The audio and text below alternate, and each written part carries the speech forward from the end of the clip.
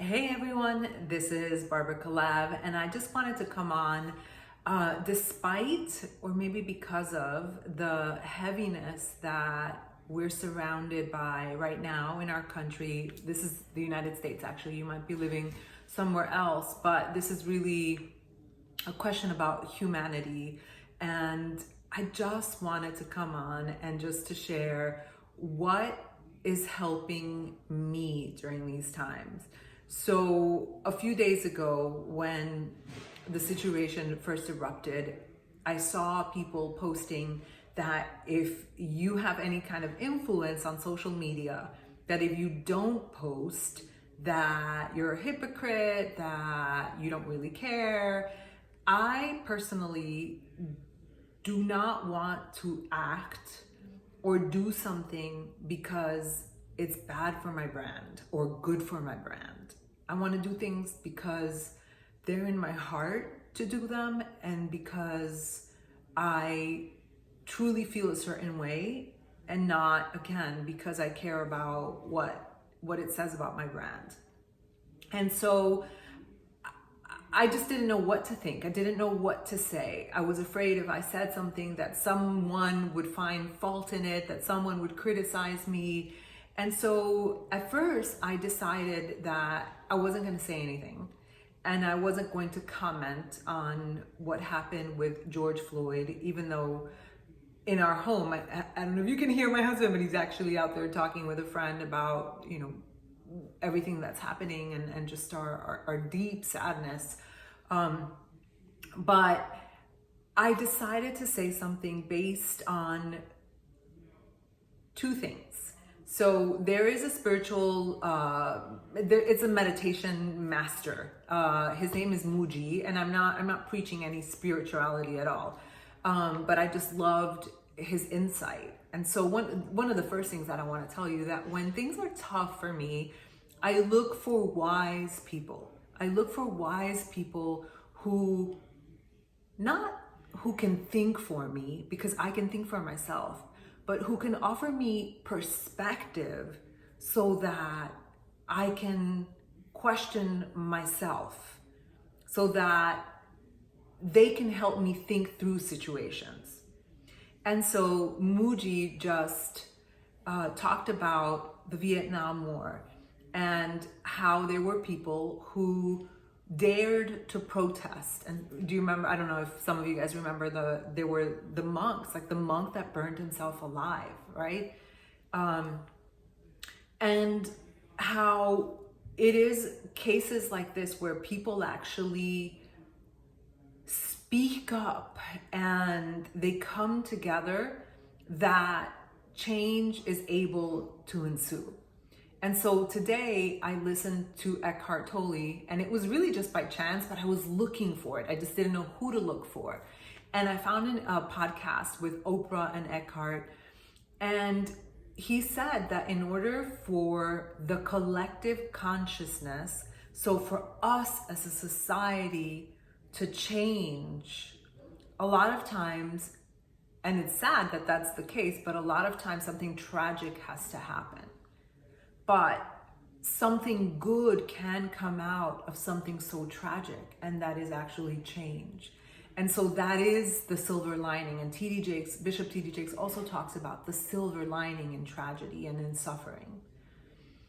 One of the things that Eckhart Tolle said was, in order for the collective consciousness to shift, there has to be a shift within ourselves. And this is why I wore my t-shirt today of "You First."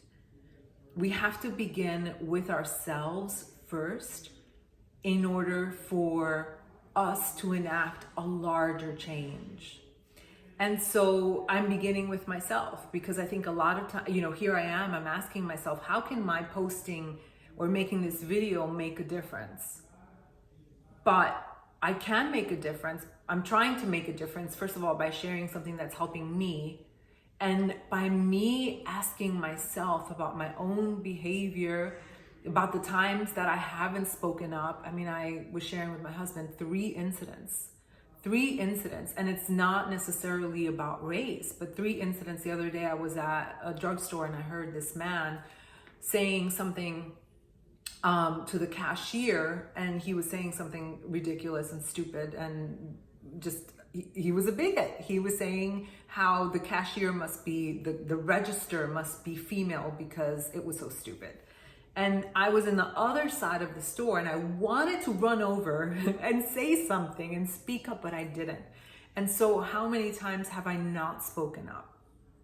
And I'm not saying this so that I can beat myself up or so that you can beat me up, but this is just one incidence where I have a voice and that I didn't use it. And so I'm making that commitment to myself to have a voice, to express my opinion, and to be open to different ideas, to seek out ideas so that I can just be a better person, so that I can be part of positive change.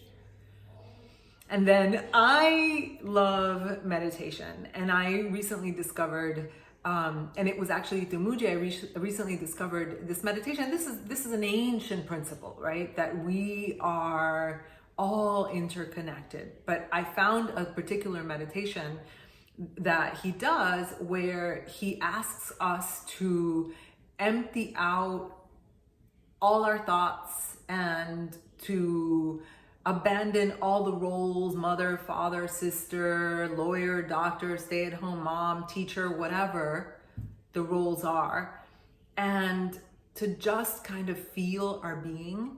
And this might sound totally esoteric, this might sound totally esoteric to you and kind of out there, but in doing this exercise, I really saw that when you strip away everything, we really are just connected. We are connected, and we are this being that cannot be hurt. And I don't know, I think doing these meditations for me have really just allowed me to be very grounded so that I don't fall apart when there's just so much in the world that is happening right now. So anyway, I'm happy to share that. You can actually find it on YouTube. It's Mooji, and I just love doing his meditations. But I really hope that I've shared something today that could help you. This is not a political statement. It's really just one human trying to navigate this life with peace, love, acceptance, and wanting the best for humanity. And I hope that it was helpful. And, hopefully it's not going to come with an onslaught of criticism, but hey, this is the chance that you take. Anyway, I really hope that you are well and that my words helped you.